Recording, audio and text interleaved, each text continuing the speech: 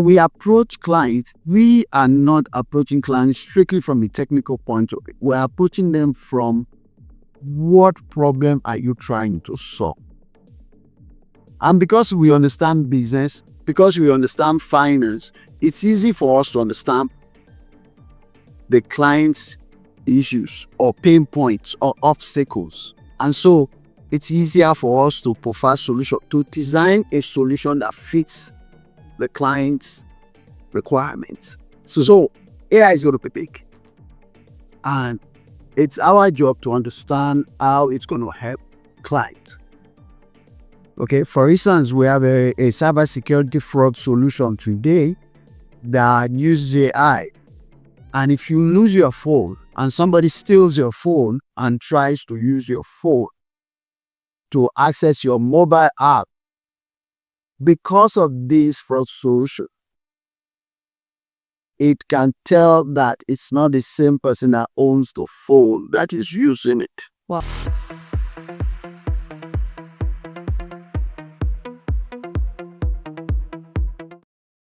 Record for your purposes. Can you tell us about yourself and how Holmen Technologies came about? That's a long story. I can spend all day giving you that story back. I think you have to go back to when I came back from the US in 1982. I studied economics and business administration, and I have an MBA at that time, and I started in banking. I'd worked at Union Bank, at Big Bank, and then I joined Citibank in 1984. I joined at the in 1982, and then Citibank in 1984 as one of the founding members of Citibank. Wow. And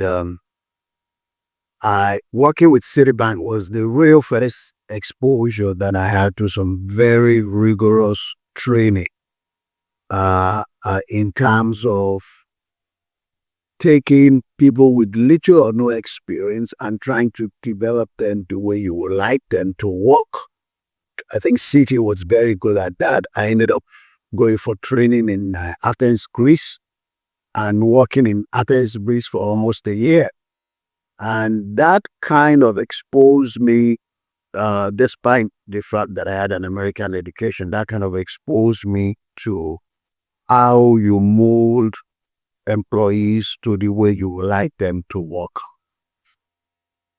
And after that, I left to join Societe Generale as head of corporate bank. I was only 30 years old in 1989 when I did that.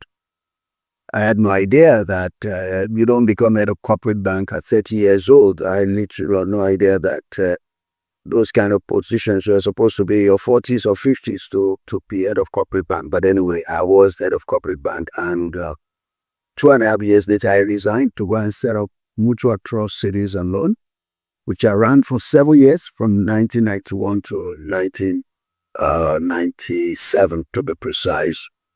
But the laws and the rules setting up the mortgage banks was really invariably not going to work from the way I saw it in Nigeria compared to the US, where I was coming from, where savings and loan have the ability to discount loans and create liquidity in the market so that they can compete effectively against commercial and merchant banks. That's not the case in Nigeria. And so eventually I decided to close it down. And when I closed it down, I almost went bankrupt because I had to pay everyone off. I had to pay all my creditors off. And it was a very harrowing period for me because I literally went broke. Eventually, I joined Marina International Bank as a general manager for investment banking, corporate bank, and treasury. But I only stayed there for a year and a half because I've been running my own business for several years. It was a bit difficult being an employee for somebody else. So I resigned and decided to go back to the US. And when I went to Canada first and the US 6 months later, and decided to go into technology. And so why did I go into technology? Well, I discovered that they were paying people a lot of money for if you have IT skills. I checked the adverts in the papers. And I realized we're paying a lot of money. So I said, oh, why not? I can try something new. Although I was already at that stage 39 years old. So I decided, well, what the heck, I'll try something else. And that's how I went into technology. I went for a training in database and applications. Yeah, okay, that was where I started in database and applications. And eventually, I well, did so many projects all over the place, up and down the US, Europe, and Asia. I was going all over the place implementing projects in database and applications. And eventually I moved into managing projects, which was also an eye-opener because by the time I moved into managing projects, that sort of broadened my horizon. I was looking to cover different areas of technology because now it doesn't matter which area you have to apply the implementation methodology to it and try to make the project successful. So at some stage, I left paid employment. I believe I did that in, what year did I? I'm trying to remember what year I left paid employment. I think 2003. I decided to set up my own company, which was called Akinade Associates in Atlanta, and started doing contract work for companies, helping them to implement projects and all of that stuff. And I continued doing that, 2010, when I got a call from Nigeria asking me if I would like to come in and help them transform the technology for Union Bank of Nigeria, which had been taken over by Central Bank. And an old friend of mine had been made the ND, Funke Oshibodu, to taken over as the ND of Union Bank. And she called me and said, Yoni, did you come? And I said, look, I hear you are doing IT now. And I said, yeah, I'm doing IT. And I said, well, if you are as good as you were in banking in IT, then I would really like you to come and help us. So when next year in Lagos, could you stop by and have a chat with us? And I decided, okay, sure, why not? So I came to Lagos in 2010 and had a meeting with her. And the next thing I knew, a few months later, I resumed at Union Bank as the chief consultant for technology.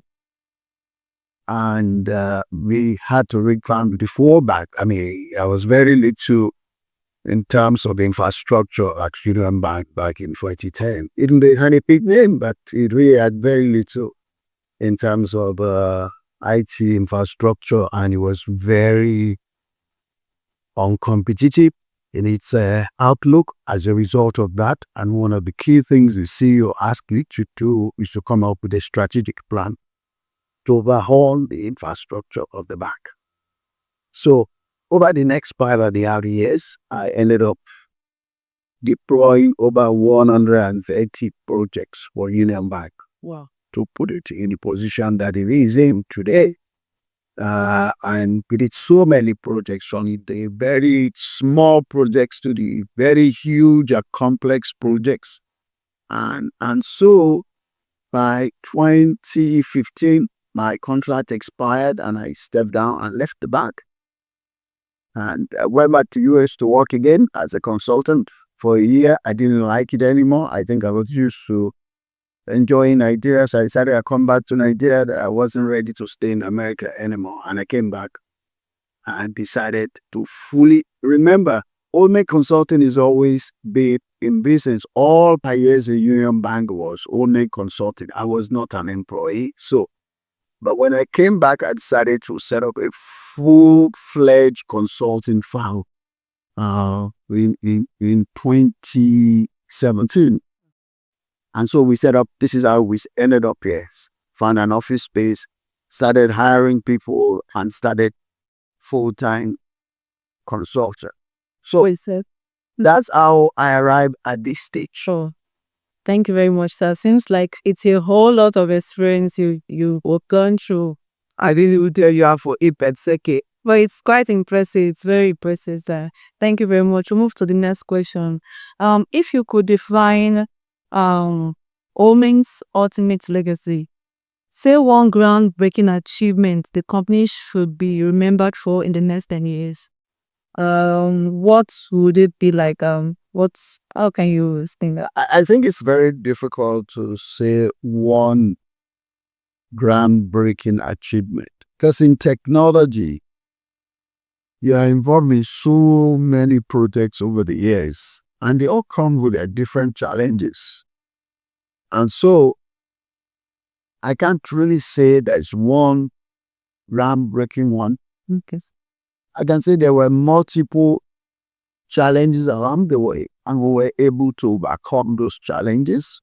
And I think that's our job as an IT implementation, consulting, advisory firm. Our job is to overcome obstacles.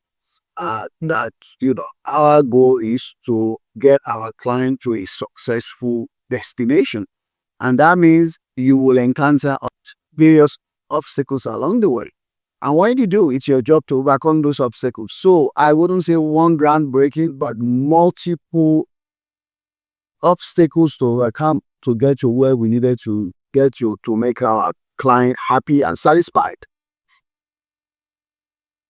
Okay. All right, son. Thank you very much for the question, for the answer. That move on to the next question, which is innovation often requires balancing creativity with structure.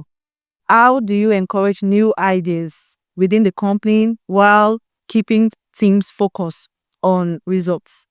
How do you do that, sir? So the thing is that ideas tends to raise ahead of the market. In other words, there's always a lot of new ideas that pop up in IT. I mean, one of the most difficult decision I had to make in 2003, I think that was that. The governor of Lagos State at that time, who's now president of the country, wanted me to come and be a commissioner. Well, in 2003, and I struggled with it because of what you say.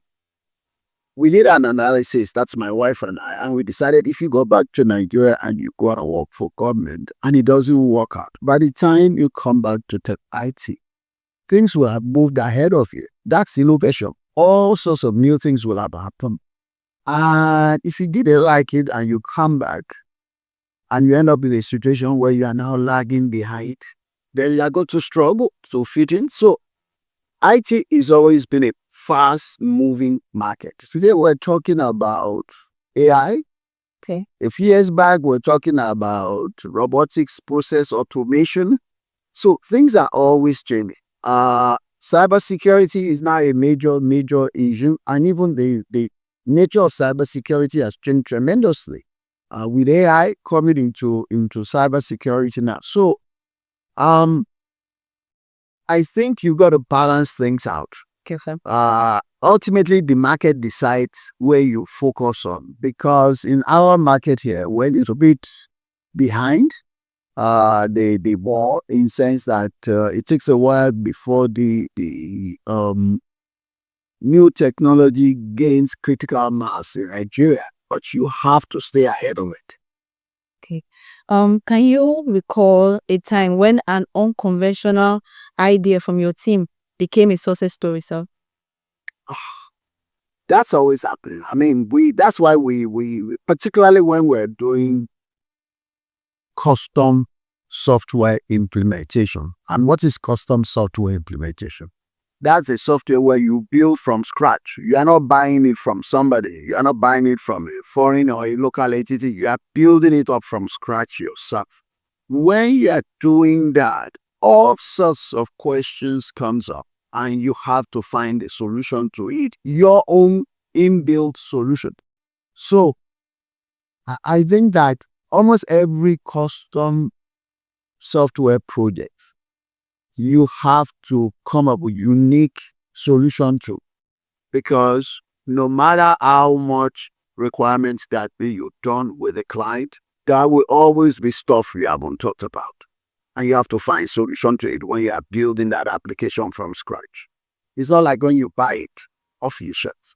When you build it, you got to think about every possible things. And also, the client have a way of I don't want to say adding additional requirements, but as they go along too, they kind of realize more things they would like to see in the application. So they come back to you with more requirements. And you have to be flexible enough and innovative enough to be able to incorporate their new requirements into the software. Okay.